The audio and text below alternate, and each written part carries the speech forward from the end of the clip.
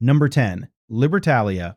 Somewhere on the northern coast of Madagascar in the last decade of the 17th century or so, the story goes, a French pirate captain named Misson dropped anchor with an Italian defrocked priest at his side, a hold full of stolen gold, and a plan to build a nation. His name was Captain Misson. His theologian was Caraccioli. His crew was a mixed brotherhood of Frenchmen, Englishmen, Portuguese sailors, and freed African slaves. Their motto, allegedly stitched into a white flag they raised over the settlement, was "For God and Liberty." They called their new nation Libertalia. In Libertalia, according to the account, there were no slaves.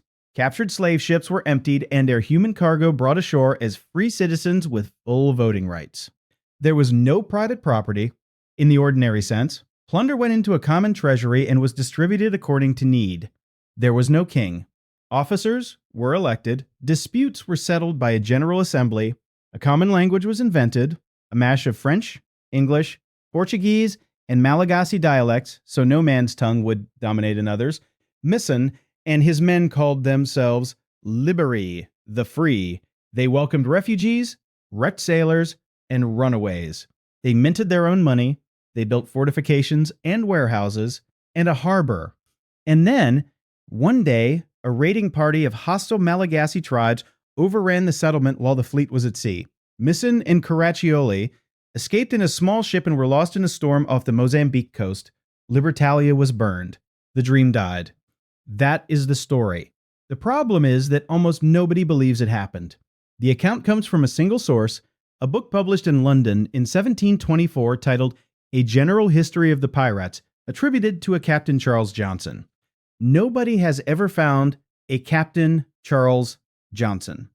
Historians have suspected everyone from Daniel Defoe to a bookseller's hack for writing under the pseudonym. Every other pirate biography in the book has been at least partially verified from ship's logs, court records, and admiralty depositions. Misson has not.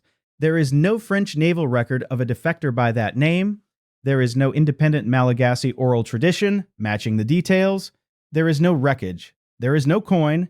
Libertalia may be, in the strictest sense, a fable. And yet, pirates absolutely did live on the northern coast of Madagascar in exactly this period. Adam Baldridge, an American, established a trading post on the island of Sainte Marie in the 1690s that served hundreds of pirates as a supply base. Thomas Tew, William Kidd, and Henry Every all touched those waters. There are pirate cemeteries there today, gravestones carved with skulls and crossbones staring up at the sky. Escaped African slaves did join pirate crews. Mixed communities of European outlaws and Malagasy villagers did form and did intermarry. The children of these unions became a distinct people, the Mulata who produced their own chieftains and warlords in the following century. In other words, a real Libertalia sort of happened, just not in the pure philosophical form the book describes. The dream of a lawless democracy of the sea, funded by piracy, defended by cannon and open to every fugitive with a hand to work, was so plausible to the 18th century imagination that a bookseller could pass it off as history and be believed for 300 years. That in itself is the story. Libertalia earns the number 10 spot not because it definitely existed, but because it was believed. It was believed by sailors, by pamphleteers, by philosophers as far away as London and Paris. It shaped how ordinary people thought about what pirates might actually be building out there beyond the trade winds. And every real haven in this countdown, from Nassau to Sallee to Sainte Marie, drew part of its terror from the possibility that somewhere at the end of the world, the pirates had already built the free nation. Whether or not Misson ever raised his flag, Libertalia was the ghost story the empires told themselves at night. Number 9. Fort Dauphin, southern Madagascar, under Abraham Samuel. And here is where the ghost story starts to become real. In 1697, a mixed party of pirates and shipwrecked sailors staggered ashore near the ruined French fort of Fort Dauphin on the southern tip of Madagascar. The French had abandoned the fort more than 20 years earlier after a massacre by the local Antanosi people, and its stone walls had been slowly consumed by the bush. Among the survivors was a man named Abraham Samuel. He was an escaped slave. He had been born on the island of Martinique in the West Indies, the son of an enslaved African woman, and, by most accounts, a white French planter. He had escaped his condition, worked his way onto pirate crews in the Caribbean, and drifted, as so many pirates did, eastward across the Atlantic and around the Cape of Good Hope to the Indian Ocean. He was, in every legal sense, nobody, a fugitive, a pirate, a man who could be hanged in any Christian port in the world. And then something extraordinary happened. Not long after Samuel came ashore at Fort Dauphin, an elderly Antonissy woman looked at him and recognized him. She recognized, or claimed to recognize, in his face and in a specific birthmark, the child of a French officer and an Antonissy princess who had been carried off to the West Indies as an infant decades earlier when the fort was still occupied. She proclaimed him her long-lost grandson. She proclaimed him the rightful heir to the local chieftaincy. Whether the recognition was genuine, whether it was a piece of political theater by a faction that needed a foreign-armed leader, or whether Samuel himself encouraged the story, is impossible to say from this distance. What is certain is what happened next. Abraham Samuel, the runaway from Martinique, was crowned. He took the title King of Fort Dauphin. He allied himself with pirate captains passing through the Indian Ocean and offered them a permanent, defended, provisioned base at the southern tip of Madagascar in exchange for a cut of their plunder and a monopoly on his trade. Ships arrived at his court flying black flags and were welcomed with fresh water, cattle, and women. Ships flying the flags of the great trading companies, the English East India Company, the Dutch East India Company, the French, were treated more carefully, greeted with formality, sometimes traded with, sometimes robbed, depending on who was in the harbor at the time. Samuel governed. He held audiences. He issued judgments. He signed letters as King Samuel, sometimes in English, sometimes in French, and the captains of the age accepted his signature as they would have accepted a European monarch's. He was the actual, factual pirate king that fables were written about. He was also, and this is the point almost nobody appreciates today, an escaped slave running an internationally recognized outlaw port from behind French colonial ruins for the better part of a decade. He held Fort Dauphin roughly from 1697 into the first years of the 1700s. His court became a hub for the whole Indian Ocean pirate economy, part of the great arc that ran from the Red Sea down through the Mozambique Channel and across to the pirate settlements on Sainte Marie further north, when Samuel eventually died. The exact circumstances are murky. Some accounts say illness, some say local politics turning against him. His little kingdom broke apart. No European power moved in to claim Fort Dauphin for another generation. The law had not dared to enter it while he lived, and after he died, it took its time. Abraham Samuel's story is uncomfortable for the neat categories of history. He was a black man, born a slave, who became a monarch by convincing or being recognized by an African people that he was one of their own. He financed his rule with piracy. He conducted diplomacy with European captains as an equal. He is, arguably, the most improbable head of state of the entire pirate age. And he really existed. His name appears in East India Company correspondence and in the reports of captains who dined at his court. The runaway from Martinique built himself a throne out of the ashes of a French colonial fort and held it long enough to trade with the world on his own terms. Fort Dauphin, under King Samuel, is number 9 not because it was the biggest or richest haven, but because of what it proved. If Libertalia was a legend of a black and white pirate republic, Fort Dauphin was the closest thing the real world produced. Number 8. The Canton Delta. Everything about the story you have just heard of a haven where a few hundred outlaws lived in stolen forts and traded stolen cargo is the wrong scale for what happened in the South China Sea in the first decade of the 19th century. In the estuaries and islands of the Canton Delta, in the coves and fishing villages of Guangdong Province, along the whole southern coast of the Qing Empire, an outlaw confederation grew up so large that historians still argue about its exact size. The low estimates put it at 40,000 pirates. The higher estimates put it at 70,000. The number of ships under Confederation command at its peak has been estimated at more than 800, ranging from small-oared boats to ocean-going junks with cannon rows and cargo holds. It was, at that moment, larger than the entire Royal Navy. It was larger than the Qing Imperial fleet sent to destroy it and it was run for its most powerful years by a former prostitute from a floating brothel in Canton Harbor. Her name, in the sources, is Zheng Yisao, meaning wife of Zheng Yi.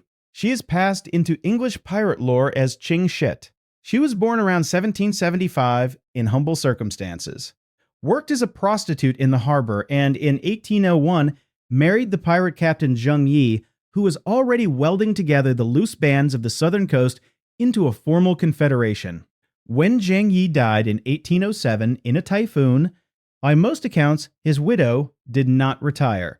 She took the confederation over. She promoted her husband's protege and adopted son, Chung Po Tai, to command her Red Flag fleet, made him her lover, and married him, and then reorganized the entire operation. What she built was not a pirate crew.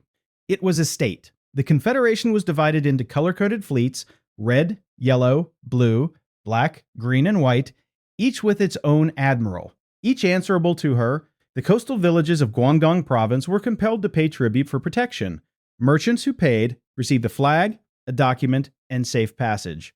Merchants who did not were destroyed. She issued written articles for her men that make the pirate codes of the Caribbean look like schoolboys' scribbles. Any captured woman who was raped by a pirate was to be executed alongside her attacker. Deserters had their ears cut off. Deserters who returned had their heads cut off. Plunder was tallied and divided by a fixed formula, with a portion set aside for the Confederation's common fund. She controlled dockyards, supply depots, and intelligence networks stretching from Vietnam to the Yangtze. Foreign traders paid her, rather than the Qing government, to move goods through her waters. The Qing court, which had crushed rebellions from Central Asia to the highlands of Yunnan, could not touch her. The Chinese Imperial Navy sent expedition after expedition into the Delta. Fleets were destroyed, admirals were captured. In one particularly humiliating episode, an entire Imperial squadron sailed into a bay looking for pirates and was itself surrounded, its crews slaughtered, its ships added to Qing Shi's own force. The Portuguese in Macau tried and failed. The British East India Company negotiated with her rather than fight her. By 1810, she had inflicted defeat on every organized force sent against her. And then, having outfought the empire, she did something even more astonishing than everything before. She negotiated her own retirement. In 1810, at the height of her power, she opened talks with the Qing court. Through intermediaries, she agreed to disband her confederation and turn over her ships. In exchange, she and her lieutenants were to receive full amnesty. They were to keep their plunder. Her lover, Chung Po Tai, was to be given a naval commission, and he was becoming an officer in the very Imperial Navy he had spent years destroying. Qing Shi herself retired to Canton, where she opened a gambling house and a brothel, and lived wealthy and untouched until her death in 1844 at around 69 years of age. She died in her bed. She died richer than most European admirals. She died having commanded more warships than George Washington ever commanded soldiers. The Canton Delta was not a single haven. It was an entire coast, an ecosystem of coves and villages and river mouths, all of it colored red on the mental map of every merchant in Asia. And for a decade, it was ruled from the deck of a war junk by a woman whose signature no lawful court would ever accept, and whose word every trader between Vietnam and Japan feared to break. Number 8, and by raw numbers alone, the largest pirate haven this planet has ever produced. Number 7, Barataria Bay, Louisiana. In 1810, if you sailed a small vessel from the mouth of the Mississippi River westward along the ragged Gulf Coast, past the mudbanks and reed islands where alligators sunned themselves, you would eventually come to a series of low, sandy islands guarding a shallow bay. The Americans called it Barataria. To the fishermen and shrimpers who had worked its waters for generations, it was a labyrinth of channels through the marsh, unmappable and unpoliceable. And to the merchants of New Orleans, 60 miles inland, it was the address to which you sent your orders when you wanted goods that could not legally be brought through the customs house. The man who took the letters was Jean Lafitte. Lafitte, along with his older brother, Pierre, was born somewhere in France in the 1770s or 1780s. Nobody is quite sure. The paper trail begins when he turns up in New Orleans around 1809, running a blacksmith shop on Bourbon Street that everyone in the city understood was a front. Behind the anvil was a network. The network extended from Grande Terre and Grand Isle at the mouth of Barataria Bay to warehouses and safe rooms across the French Quarter. On Grande Terre, Lafitte built a small town. It had brick warehouses, it had a mansion for the boss. It had a harbor deep enough for schooners and shallow enough to hide them. It had barracks for hundreds of men, some of them French privateers holding letters of marque from the newly independent Republic of Cartagena, some of them straight-up pirates, whose paperwork nobody looked at too closely. And it had auction blocks. The commodity was almost anything a New Orleans importer wanted: wine, silk, coffee, silverware, furniture, and, most damningly, human beings. The United States had banned the importation of enslaved Africans in 1808. That ban created an enormous black market. Ships were captured by Lafitte's captains, sometimes on the high seas, sometimes off the Cuban coast, and their cargoes, including men, women, and children in chains, were brought to Barataria and sold. The auctions on Grande Terre and at inland barns like the Temple were attended openly by Louisiana planters. Prices were posted, receipts were written. The whole operation ran with the tacit cooperation of a New Orleans merchant class that needed labor and did not care where it came from. Lafitte's warehouses in the city were full of goods no revenue officer would ever inspect. A New Orleans grandee could dine off Baratarian silver, drink Baratarian wine, wear Baratarian silk, and be waited on by Baratarian slaves, all on the same evening. The governor of Louisiana, William C.C. Claiborne, was furious. He posted a reward of $500 for Lafitte's capture. Lafitte responded by posting a reward of $5,000 for Claiborne's. It was not entirely a joke. Nobody collected either. In September 1814, an American naval force did finally raid Grande Terre. Warehouses were burned, ships were seized, some of the crew were captured, but by then, Lafitte was already playing a bigger game. The War of 1812 was ending in a British invasion of the Gulf Coast. British officers had approached Lafitte and offered him a captaincy in the Royal Navy, a large sum in gold, and a pardon in exchange for guiding the British fleet through Barataria's channels into the back door of New Orleans. Lafitte took the offer, made a copy, and sent it to Governor Claiborne. He offered his men, his ships, his gunpowder, and his intimate knowledge of the coast to the American side in exchange for a full pardon for himself and his crew.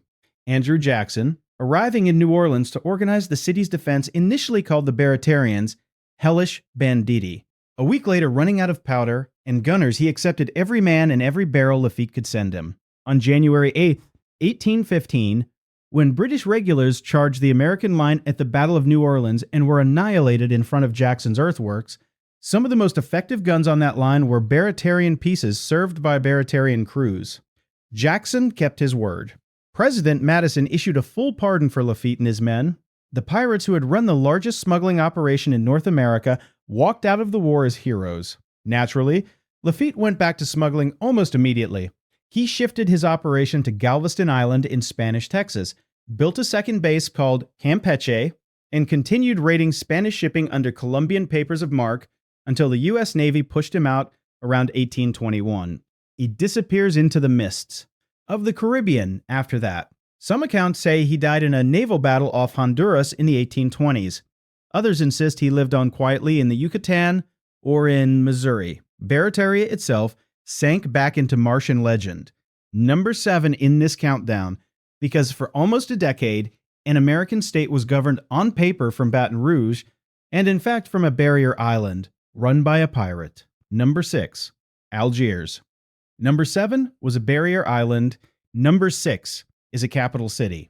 For nearly 300 years, from the early 1500s into the 1830s, the walled port of Algiers on the north coast of Africa was, without exaggeration, the most important pirate haven in the world. It was not a hideout. It was not a shanty town. It was a city of 100,000 people. It had mosques, palaces, hospitals, and slave markets. It answered, in theory, to the Ottoman Sultan in Constantinople. In fact, it answered to nobody. It ran on the profits of an industry that no European capital could stop. The Corsair economy of Algiers was built by two Greek-born brothers, Arouge and Hayreddin Barbarossa, in the early 16th century.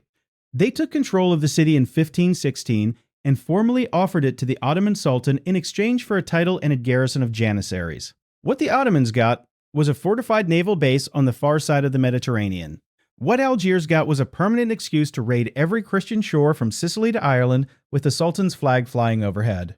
The economy worked like this. Fast, oared galleys, and later sailing xebecs left Algiers in raiding season. They pounced on merchant shipping in the western Mediterranean, and when they were bold enough, sailed out through the Strait of Gibraltar to hit the Atlantic coasts of Spain, Portugal, France, and even, in one famous raid in 1631, the village of Baltimore in Ireland. They took cargo when they could, and human beings when they could not. The captured Christians were brought back to Algiers, marched through the streets, and sold in the great slave market of the Batistan. The wealthy were held for ransom, sometimes for years, sometimes for decades, while their families and religious orders in Europe scraped together the sums the Corsairs demanded. The poor were set to labor in quarries, on public works, aboard the very galleys that had taken them, or in the households of Algerian merchants. Estimates of how many Europeans passed through Barbary slavery across the whole Barbary coast, including Tunis and Tripoli, as well as Algiers, run above 1 million people over the centuries the trade operated. Algiers was the biggest processor. The names of some captives survive because they were writers who lived to publish memoirs. Miguel de Cervantes, the man who would go on to write Don Quixote, was held in Algiers for 5 years in the 1570s and tried 4 times to escape. Each attempt failed, and Cervantes should have been executed. Somehow, he was not. The Corsair captains, the Rees, formed a chartered corporation called the Taifa of the Rees. They elected their own leaders. They controlled a share of every prize brought into Algiers harbor. They funded the fortifications, the mosques, the corrupt officials in the Dey's palace. The city ran, in the strictest sense, on kidnapping, and the Christian powers for centuries paid tribute rather than fight. Britain paid, France paid, the Netherlands paid, the Kingdom of Naples paid, Sweden and Denmark, and eventually the newborn United States of America paid. In the 1790s and early 1800s, the American federal budget was spending a not inconsiderable slice of its total revenue on gifts, ransoms, and tribute to keep the Dey of Algiers from taking American merchant crews. It was only after the Napoleonic Wars, when European navies could finally spare the ships, that the Corsair economy was seriously attacked. A combined British and Dutch fleet under Lord Exmouth bombarded Algiers in 1816 and freed thousands of Christian slaves. But the city itself did not fall. That took the French, invading in force in 1830 with an army of 34,000 men, ostensibly in response to an insult to their consul. In fact, ending 300 years of a business model that no Christian king had been able to stop with anything less than a full invasion. Algiers is number 6 because it demonstrates something the Caribbean havens never had time to achieve: piracy at a state scale. Not a captain, not a fleet, but an entire national economy structured around the taking of ships and people for 3 centuries in defiance of every European power and blessed by the highest religious and political authorities of the age. The law did not dare to enter Algiers because the law knew it would be sold at the Batistan by the end of the week. Number 5, the Republic of Sallee. If Algiers was the empire of piracy, Sallee was its purest republic. On the Atlantic coast of Morocco, at the mouth of the Bou Regreg River, sit 2 old walled towns facing each other across the water: Sallee on the north bank and Rabat on the south, with the smaller fortified quarter of the Kasbah of the Udayas guarding the estuary. In 1609, the King of Spain expelled the last of the Moriscos, the descendants of Muslim Spaniards who had been forced to convert to Christianity after the fall of Granada. Hundreds of thousands of them were driven out of the Iberian Peninsula with what they could carry. Many of them were craftsmen, sailors, and merchants. They arrived in North Africa with a burning grievance against Spain, a working knowledge of Spanish shipping lanes, and, crucially, a fleet-building tradition. A large group of them settled at Sallee. They found the local sultan weak, the coast poorly defended, and the estuary of the Bou Regreg a near-perfect Corsair harbor. Within a generation, they had done something no other refugee community in that century managed. They had declared independence. Around 1627, the Corsairs of Sallee, mostly Morisco captains, reinforced by European renegades who had converted to Islam and brought their nautical skills with them, threw off any pretense of allegiance to the Sultan of Morocco. They formed a governing council of 14 members called the Dauphin, which elected a Grand Admiral and a series of subordinate officers. Every year, the offices were up for election among the Corsair captains. Every share of every prize was divided by an agreed formula with a portion for the state, a portion for the captain, and a portion for each crewman. They called their state the Republic of Buccaneers, sometimes known simply as the Sallee Republic, and it lasted, in one form or another, from 1627 to 1668. It was, and this is the crucial point, an actual independent state whose government was made up of pirates. Ambassadors were exchanged with European powers. The Republic signed treaties with the Dutch, the English, and the French. Merchants who wanted safe passage past the Sallee Corsairs bought it from the Republic's officers. Merchants who did not lost their ships and their crews to these Sallee slave markets. The most famous of the Sallee rovers, as they were called in English, was a Dutchman named Jan Zoon van Haarlem. Captured young by North African Corsairs, he had converted to Islam, adopted the name Murares the Younger, and risen to become Grand Admiral of the Republic. Under his command in 1627, a Sallee squadron sailed all the way up to Iceland and raided the fishing town of Grindavik and the settlement of Vestmannaeyjar, carrying off nearly 400 captives to the slave markets of North Africa. 4 years later, another squadron with a Dutch renegade in command sacked the village of Baltimore on the southern coast of Ireland and took nearly the entire population back to Barbary. These were not opportunistic pirates. These were the state navy of a recognized republic doing what the state navy did. The Republic of Sallee eventually failed, not because any European power broke it, but because the powerful Alawite dynasty of Morocco rose in the mid-1600s and reincorporated the region. Even then, the Corsair economy of Sallee continued under the new Moroccan state for another century. Its ships were still raiding into the 1800s. But the pure Republican phase, the period when a self-governing council of pirate captains elected their own admiral and signed treaties as an equal power, is the reason Sallee earns its place in this countdown.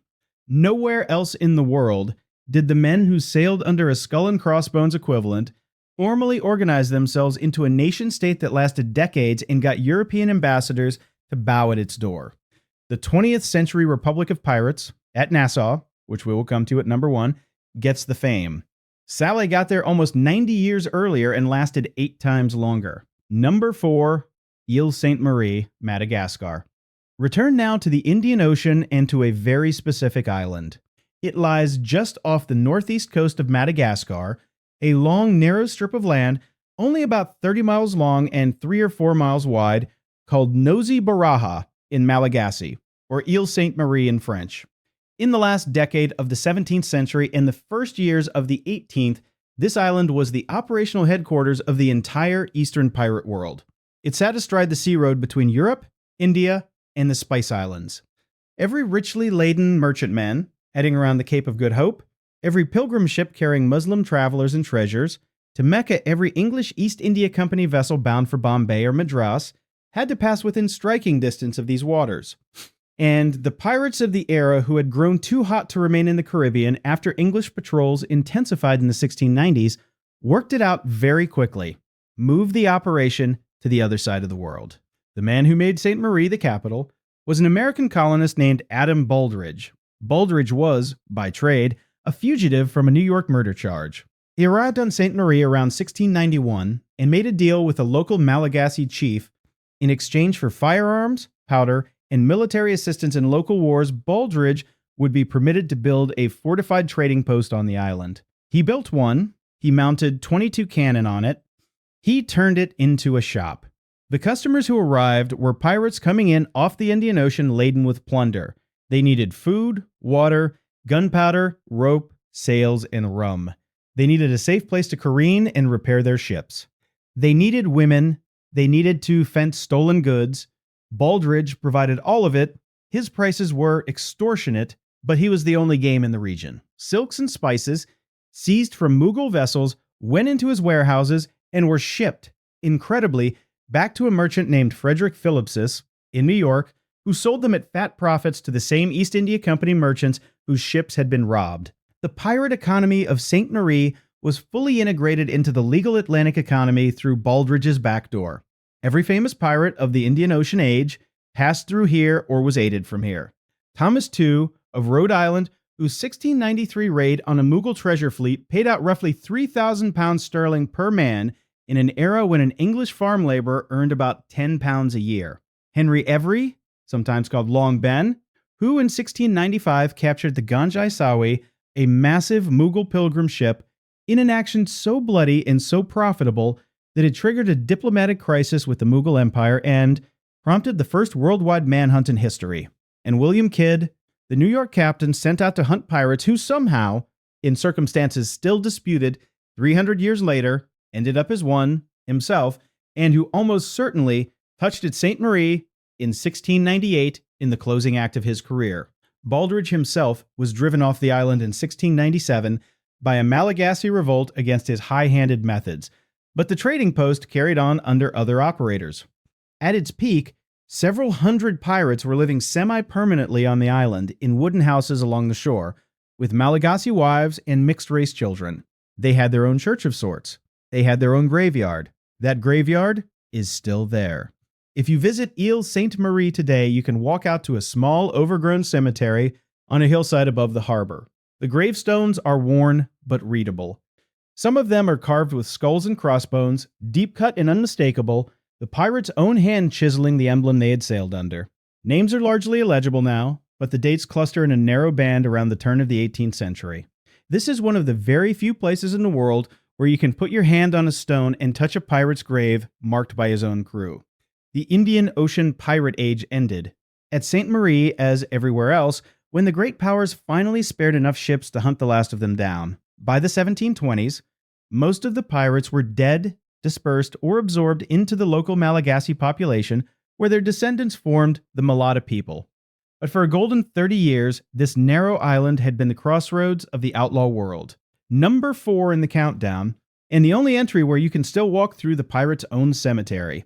Number 3, Tortuga. Cross the world again, back to the Caribbean, back to the 17th century. Just off the northwest coast of Hispaniola, the great island now divided between Haiti and the Dominican Republic, there is a smaller island shaped very roughly like a turtle basking in the sea. The Spanish named it Isla Tortuga. The French called it Ile de la Tortue. English pamphleteers called it simply Tortuga. And Tortuga, more than any other single place, is the birthplace of the Buccaneer. The story does not begin with pirates, it begins with cows.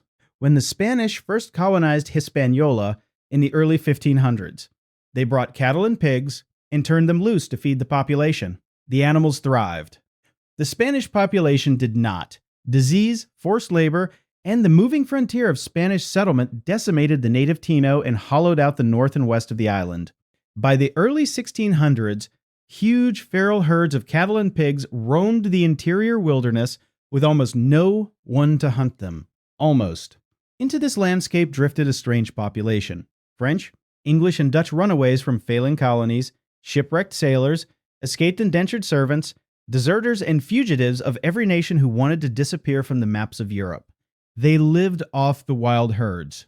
They hunted them with long muskets, dressed the carcasses in the woods, and preserved the meat by smoking it over a slow fire on a wooden frame the Arawak had called a boucan.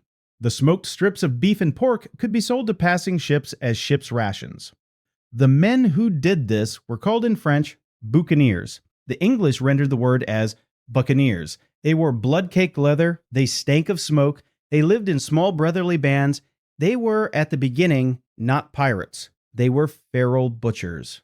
But the Spanish authorities, who did not appreciate a foreign underclass squatting in what was legally their empire, decided to solve the problem the direct way. They sent expeditions to slaughter the wild herds and to kill or drive off the buccaneers.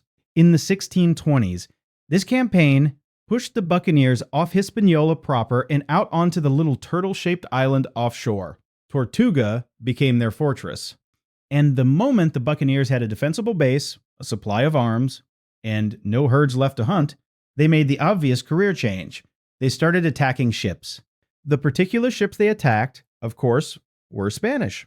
The men who had been chased off the Hispaniola beef ranges by Spanish troops now took their revenge in Spanish silver. Tortuga's harbor was ideal, hard to attack from the sea, easy to defend from the land, close to the shipping lanes, successive French governors, most famously Bertrand d'Ogeron in the 1660s, organized the disorganized it. He recognized captains, distributed letters of marque from the French crown, and gave the Buccaneers legal cover as privateers whenever France was at war with Spain, which was frequently.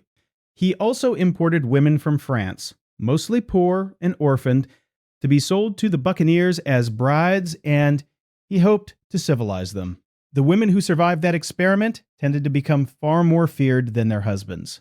Tortuga, in the mid-1600s, was the crucible in which the modern pirate was forged. Here, the Buccaneers wrote the first ancestor of the pirate articles agreements signed by every man in a crew, spelling out shares of plunder compensation for injuries, penalties for cheating, the famous provision that a man who lost his right arm in battle received 600 pieces of 8 or 6 slaves, that a lost leg was worth 500 pieces or 5 slaves, that a lost eye was worth 100 or 1. All of this was first codified among the Buccaneers of Tortuga. Here, the elective captaincy was established, the captain having absolute power in battle but subject to being voted out in council afterward. And here, the great Buccaneer captains of the age based themselves for their raids. Henry Morgan, the Welshman who had become the terror of the Spanish Main and eventually be knighted and made lieutenant governor of Jamaica, launched his most notorious expeditions from Tortuga and the Jamaican port that will be number 2 on this list.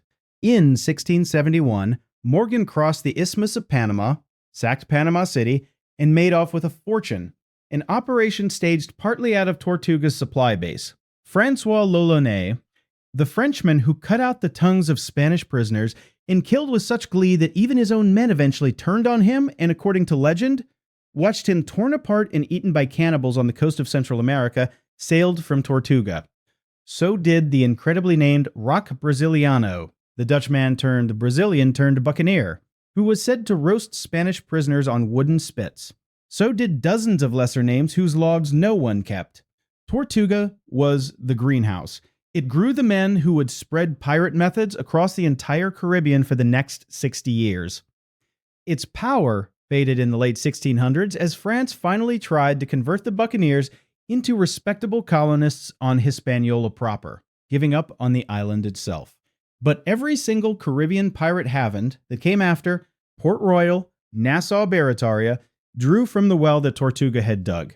Number 3 in the countdown, the small turtle-shaped island where a bunch of feral butchers invented the profession. Number 2, Port Royal, Jamaica. If Tortuga produced the Buccaneer, Port Royal spent his money. From about 1655, when English forces captured Jamaica from Spain, until the morning of June 7th, 1692, when the sea took most of it back. Port Royal was known throughout the Caribbean and across the Atlantic in London and Amsterdam as, in the phrase of one visitor, the wickedest city on earth. It was a small settlement crammed onto a narrow sand spit at the mouth of Kingston Harbor. At its peak, it had perhaps 6,500 residents in an area of about 51 acres. That is a population density more than twice that of contemporary London. The reason for the density was simple. Every buccaneer captain from Tortuga to the Bahamas wanted to come to Port Royal to unload his plunder, and every merchant, tavern keeper, prostitute, and jeweler in the English Atlantic wanted to be waiting on the wharf when he arrived. The English colonial government, in an official policy that reads today like satire, actively encouraged the pirates. The island was newly conquered, thinly garrisoned, and surrounded by hostile Spanish colonies. Every buccaneer crew that operated out of Port Royal was, effectively, a free unit of local defense. Governors like Sir Thomas Modiford handed out privateering commission to captains like Henry Morgan by the sheaf. The pirates raided Spanish shipping, sacked Spanish ports, and brought the loot back to Port Royal to spend. The city by the 1660s and 1670s had one grog shop for every 10 residents. It had bordellos on every street. It had jewelers, drapers, watchmakers, and silversmiths in the same numbers a European capital might boast, because a successful captain returning from a raid on Portobello or Maracaibo would spend in a matter of weeks sums that most English farmers could not have accumulated in 5 lifetimes. There is a specific, verified anecdote from the era of a buccaneer who, having gambled and drunk his way through 3,000 pieces of 8 in one night, staggered up to a barrel of wine in the street, bought the whole barrel, and paid a boy to smash it open so that the wine ran into the gutter. Because he could. This was not rare behavior. This was normal Tuesday. Henry Morgan himself lived here, married here, and eventually died and was buried here in the churchyard of St. Peter's. His raids from Port Royal, on Portobello in 1668, on Maracaibo in 1671, are among the largest and most profitable amphibious operations in the history of piracy. When he sacked Panama City, his men brought back a mule train of gold, silver, and jewels so heavy that the shares still worked out to about 200 pieces of 8 per man, after deductions, which was less than the men had expected because Morgan had, they suspected, quietly skimmed the top. He was accused of it. He was called back to London for an inquiry. He was, instead, knighted and sent back to Jamaica as lieutenant governor. There is no more perfect illustration of Port Royal's relationship to the law than that. The pirate went to London as a defendant and came home as the judge. And then, on the morning of June 7, 1692, at approximately 11:43 a.m., the earth under Port Royal moved. There was a low rumbling. Buildings began to sway. Along the harbor front, where the wharves and warehouses were built on made ground, the sand liquefied. 2/3 of the city, whole streets of stone buildings and taverns, and the vast marketplace tilted, slid, and dropped straight into the harbor. In under 3 minutes, an estimated 2,000 people were dead. Another 3,000 died in the following days of injury and disease. The sea came in over the ruins, and for a while you could see rooftops sticking up through the water at low tide. Port Royal never recovered. Kingston, on the mainland side of the harbor, gradually took over as Jamaica's main port. Port Royal itself shrank to a small fishing village. The wickedest city on earth had been literally swallowed. The pious in Boston and London wrote sermons about divine judgment. The pirates who still made a living in the region simply picked up and moved elsewhere. That elsewhere is number 1 in the countdown. But Port Royal, for the 37 years between the English conquest and the earthquake, was the boldest experiment in state-sponsored piracy in the whole English-speaking world. It was a colonial capital that was, at the same time, a receiver's hub for stolen goods on a continental scale. And it earns its place at number 2 because more than any other haven, it fused the legal and the illegal into a single, unashamed, richly dressed, drunk, hungover, brilliantly staffed, and cynically run city that no ordinary law could have penetrated, even if it had tried. In the end, only geology could. Number 1. Nassau, New Providence Island, the Bahamas, the Republic of Pirates. Between about 1706 and 1718, on the small crescent harbor of a small island in the Bahamian chain, a formal, functioning, self-governing outlaw community existed, run by an evolving cast of pirate captains in explicit defiance of the British Empire. It called itself, sometimes in written correspondence, the Republic of Pirates. Its captains referred to themselves collectively as the Flying Gang, and at its peak, it had more heavy cannon in its harbor than the Royal Navy could bring to bear on it. Nassau had been an English settlement from the late 1600s, but it had been ruined during the War of the Spanish Succession. Spanish and French raids had burned the town in 1703 and again in 1706. When the war ended in 1713, and thousands of privateers who had legally raided enemy shipping suddenly found themselves out of a job, many of them drifted to Nassau. It had a broad, deep harbor. It had 2 entrances, so any warship trying to trap the pirates could be evaded through the other. It had a ruined fort that could be repaired to command those entrances. It had fresh water. It had virtually no lawful government left after the raids, and it had immediate access to the shipping lanes running past the Florida Straits where every Spanish treasure convoy in the Americas had to sail. By 1715, several hundred pirates were based at Nassau. By 1716, it was over 1,000. At the peak in 1717 and early 1718, estimates run as high as 2,000 pirates and their women and camp followers, more than the total lawful population of the Bahamas. The town was physically a temporary thing. Wooden shacks, canvas tents, an open-air market where plundered goods were traded a boiling stink of tar, sweat, sewage, and rum. But the government, such as it was, worked. Captains held authority over their own crews under signed articles. Disputes between crews were settled in the tavern by informal councils. When new prizes were brought in, they were surveyed, refitted, or scrapped. When new recruits arrived, and they arrived by the dozens on merchantmen whose crews had happily mutinied to join the pirates, they were sworn to a ship. and the shipping the Republic of Pirates preyed upon was almost every merchantman that moved through the Caribbean or up the eastern seaboard of the American colonies. English, Spanish, French, Dutch, Portuguese, it did not matter. The flying gang took them.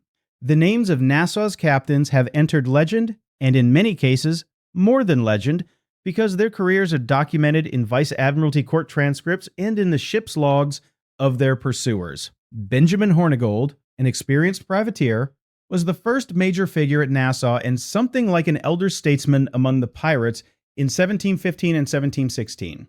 He famously refused to attack English ships, insisting the pirates were still, at heart, loyal Englishmen who simply had a grievance with the peace. His men eventually voted him out for that scruple. His protege was more flexible. His protege was Edward Teach, better known as Blackbeard. Blackbeard operated out of Nassau. In 1717, took command of a captured French slaver he renamed Queen Anne's Revenge, mounted 40 guns on her, and terrorized the Caribbean and the American coast until his death in a boarding action off North Carolina in November 1718. Charles Vane, one of Nassau's fiercest holdouts, refused every offer of pardon and fought a running war against the crown until his capture and hanging in Port Royal in 1720. John Rackham, called Calico Jack for his loud clothes, was a Nassau captain whose small crew was later famous less for its plunder than for two of its members, Anne Bonny and Mary Read, women who fought and swore alongside the men and were captured with him in 1720. Rackham was hanged. The women pleaded pregnancy and escaped the noose. Bartholomew Roberts, sometimes known as Black Bart, was not truly a Nassau captain, but he inherited the flying gang's methods, and, before his death in 1720, took more than 400 prizes, making him arguably the most successful pirate in history by raw numbers. This was the ecosystem, this was the Republic, and the British Empire could not touch it, because the harbor of Nassau in 1717 contained multiple heavy sloops and captured merchantmen carrying altogether hundreds of cannon, and any Royal Navy squadron that tried to force the entrance would face an overwhelming and mobile enemy on his home ground. The Empire, in the end, did not send a squadron. It sent one man, and it sent him with a piece of paper. In 1717, King George I issued the Act of Grace, a general pardon for any pirate who surrendered by a set date. And in July of 1718, Woodes Rogers, a former privateer himself and a survivor of a 3-year circumnavigation, sailed into Nassau Harbor as the newly appointed royal governor of the Bahamas with a small squadron of Navy ships and, more importantly, a stack of pardons for anyone willing to sign. His arrival was the turning point. Benjamin Hornigold accepted the pardon on the spot and was almost immediately hired by Rogers as a pirate hunter, in which role he successfully tracked down and killed several of his former colleagues. Many other Nassau captains and crewmen accepted the pardons and dispersed. The holdouts, Vane, Blackbeard, Rackham, and others, fled to sea and were, one by one, over the next 4 years, run down and killed or hanged. The Republic was over. Rogers rebuilt the fort. He erected a gallows on the beach, and when a group of the pardoned pirates tried to relapse, he hanged 8 of them in a mass execution on December 12th, 1718, in full view of the town. The message was received. Nassau earns the #1 spot on this countdown for several converging reasons. It is the pirate haven whose written record is best documented and whose personalities are best known. It is the one that most fully answered to no authority but its own crew's counsels. It is the one where the flag of the outlaw briefly, tangibly, and unapologetically flew over a colonial capital of a great European power. And it is the one whose motto, "A Pirate Republic," was self-consciously chosen and preserved in the ship's logs of its pursuers. FYI, the very phrase Republic of Pirates comes from the correspondence of officials of the era, not from later Romantic writers. They meant it, and they were correctly afraid of what it implied, because if pirates could hold Nassau for 12 years, they could hold anywhere. And that, in the end, is why the law had to come. Not because Nassau was a threat to shipping, though it was, but because Nassau was a threat to the idea that empires ruled everything. 10 pirate havens. 10 places where the flag of some cathedral-crowned king in Europe, or emperor, in Beijing, counted for exactly nothing. Libertalia, whether myth or half-truth, seeded the imagination of the age.